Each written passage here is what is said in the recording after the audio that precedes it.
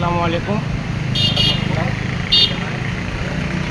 আজকে যে কথাগুলো আমি কিছু কথা বলবো, এই কথাগুলো খুবই গুরুত্বপূর্ণ এবং এই কথাগুলি অনেকেই শুনলে জানলে অবশ্যই রানিস আঙ্কেল রিক্সাভ্যান শ্রমিক ইউনিয়নকে সহযোগিতা করবে এবং আমাদের পাশে দাঁড়াবে আশা করি।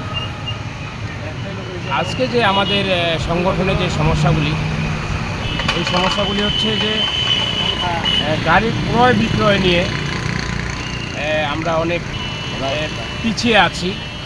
ক্রয় বিক্রয়ে কোনো গাড়ি ক্রয় করলে কিংবা বিক্রয় করলে ম্যাক্সিমাম আমাদেরকে কেউ জানায় না, কেউ বলেও না যে আমরা একটা গাড়ি বিক্রি করতে যাচ্ছি, এটা কাগজ করে দেন। এরকম খুব কম, সীমিত। আমরা খবর পাইলে আমরা নিজেরাই যাই যে ওটা গাড়ির কাগজ করে দিই।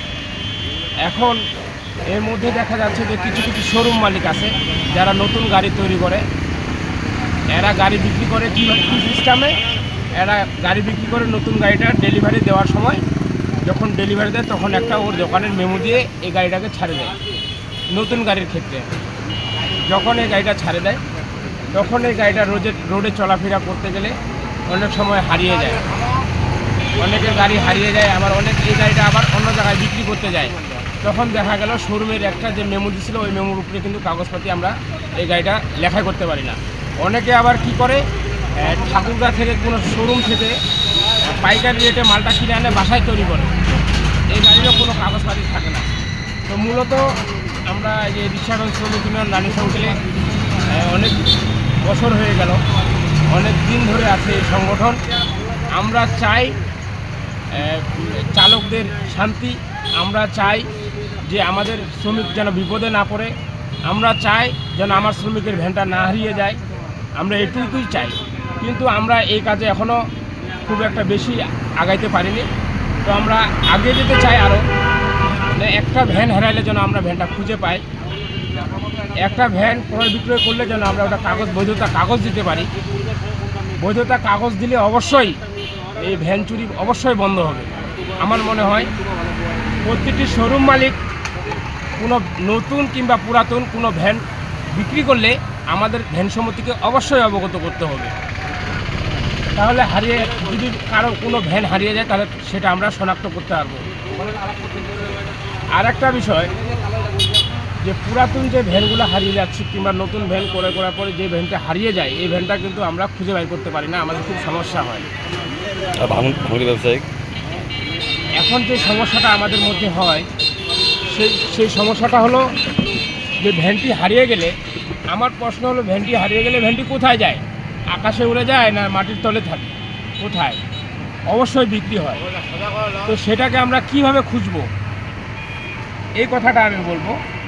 আমাদের খোঁজার অপশন 3 জায়গায়। একটা হলো ভাঙড়ির দোকান, যারা ভাঙড়ি ব্যবসা করে। 2 হলো যারা ব্যাটারি ক্রয় করে শোরুম মালিকগণ। 3 যারা সাধারণ পুরাতন ভ্যান ক্রয় বিক্রয়ের ব্যবসা করে। একটি ভ্যান হারিয়ে গেলে এই ভ্যানটিকে যে চোর চুরি করে নিয়ে যায়, এই চোর কোনো না কোনো কাছে হয় ভাঙড়িওয়ালার কাছে ভ্যানটি ভাঙড়ি লোহার ওজনে বিক্রি করে দেয়, আর ব্যাটারিগুলা শোরুম মালিককে শোরুমের কোনো ব্যাটারি ব্যবসায়ীর কাছে বিক্রি করে দেয়। এই জন্য আমরা এই ভ্যান চোরটাকে ধরতে পারতেছি না, আমাদের মাঝে এই সমস্যাটা বর্তমান। তো আমি চাই প্রত্যেকটি একটি ভাঙড়ির দোকান, একটা লোহা ব্যবসায়িক ভাঙড়ি ব্যবসায়িক যদি কোনো একটি ভ্যান কিনে আমাদের সংগঠনকে অবশ্যই জানাইতে হবে। একজন ব্যাটারি ব্যবসায়িক যদি একটা ব্যাটারি কিনে আমাদেরকে অবশ্যই জানাইতে হবে। তাহলে আমরা এই চোর ধরা আমাদের পক্ষে, ভ্যান চোর ধরা আমাদের পক্ষে সম্ভব হবে, তাছাড়া কোনোদিনও সম্ভব হবে না, আমি মনে করি সেটা। আপনারা সবাই অবগত থাকেন আমাদের সাথে থাকবেন। জি, আমি সাবেক 1167 এই শ্রমিক ইউনিয়নের রানিস আঙ্কেল রিক্সাভ্যান শ্রমিক ইউনিয়নের 1167 আমি অর্থ সম্পাদক, সাবেক অর্থ সম্পাদক মোহাম্মদ সোহেল রানা। আমি সেক্রেটারির সাথে কথা হয়েছে যে আপনারা এভাবে এগিয়ে যান, অবশ্যই আমরা সাকসেস হইতে পারবো, চোর ধরতে পারবো। সাংগঠনিক ব্যবস্থা নেবেন, যারা কাজ করবে না, কাগজ করবে না, ওদেরকে আপনারা বুঝাবেন। প্রতিটি শোরুমে যাবেন, শোরুমের সাথে কথা বলবেন যে আপনারা পুরাতন ভ্যান হোক নতুন ভ্যান হোক কিনলে আমাদেরকে অবশ্যই জানাবেন, ব্যাটারি কিনলেও আমাদেরকে জানাবেন। ভাঙড়ির দোকানে গেলেও কোনো ভ্যান যদি ভাঙড়িতে বেচতে যাই ভাঙড়িওয়ালাকে বলে রাখবেন যে কেউ ভ্যান বেচতে আসলে অবশ্যই আমাদেরকে জানাবেন, তাহলে আমরা অবশ্যই চোর ধরতে পারবো। এই বলে আমি রাখি।